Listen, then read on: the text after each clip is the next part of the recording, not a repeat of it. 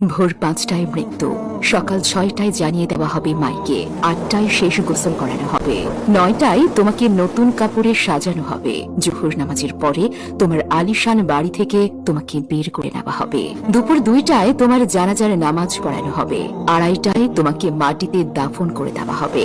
মাটি দেওয়া শেষে কেউ তোমার জন্য দোয়া করবে, আর কেউ চলে আসবে।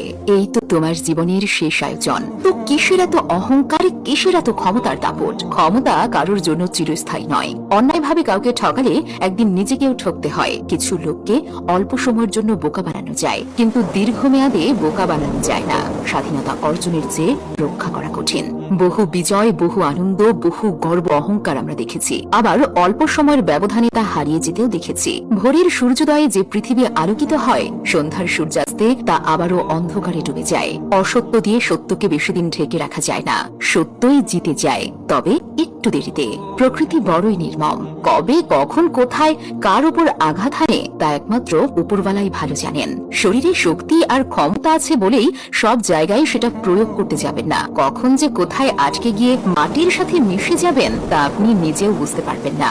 অহংকার আর দাম্ভিকতা পতনের লক্ষণ। তাই অহংকারী না হয়ে সহনশীল হন। আল্লাহ সুবহানাহু ওয়া তাআলা ১২ ঘন্টা রাত আর ১২ ঘন্টা দিন নির্ধারিত করে দিয়েছেন। নিশ্চয়ই দুঃখের পরেই আছে সুখ, এটাই আল্লাহর নিয়ম। নয়তো সুখের আনন্দ কিভাবে বুঝবেন? মনে রাখবেন, আপনার চেয়ে বড় বড় পালোয়ান, বড় বড় নেতা এই পৃথিবীতে পরিস্থিতির বেড়াজালে আটকে পড়ে ধ্বংস হয়ে গেছে। শক্তি, ক্ষমতা আর অহংকার কোনোটাই চিরস্থায়ী নয়। তাই আসুন সবার সাথে বিনয়ের সাথে কথা বলি।